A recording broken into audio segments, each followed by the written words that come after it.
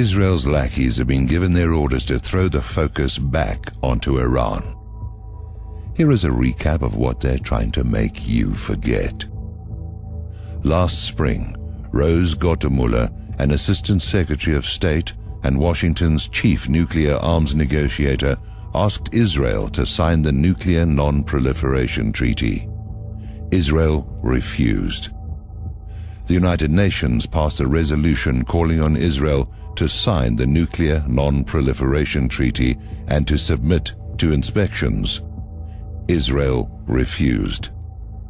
The IAEA asked Israel to sign the Nuclear Non-Proliferation Treaty and to submit to inspections. Israel refused.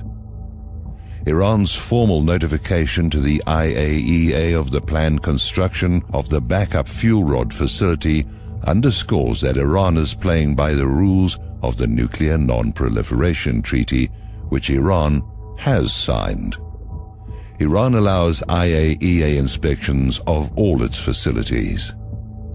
Contrary to face-saving claims, it appears that the US and Israel were both caught off guard by Iran's announcement. The reasoning is simple.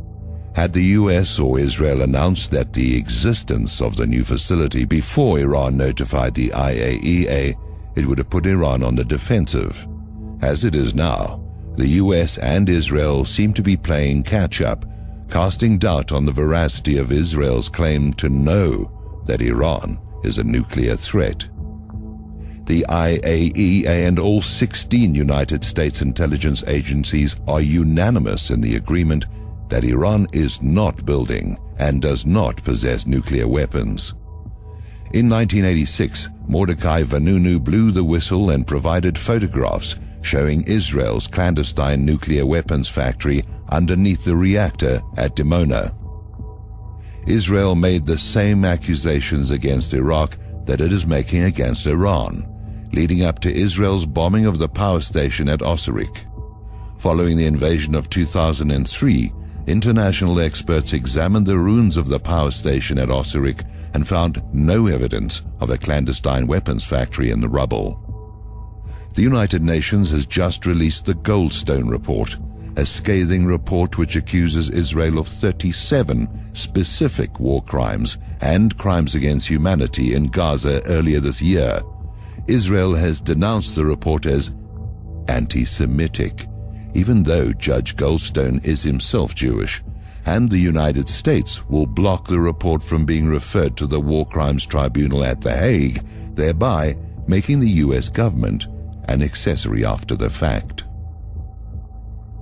Recently revealed documents prove not only that Israel has nuclear weapons, but actually tried to sell some to apartheid South Africa.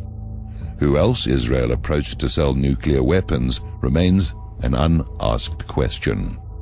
In 1965, Israel stole over 600 pounds of weapons-grade uranium from the United States. Declassified documents from the former South African regime prove not only that Israel had nuclear weapons for decades, but has tried to sell them to other countries. We all need to be Joe Wilson right now. We need to stand up and scream, "Liar!" at every politician and every talking media moron that is pushing this war in Iran. And we need to keep doing it until they get the message that we will not be deceived anymore. Israel wants to send your kids off to die in Iran, and you are the only one that can stop them.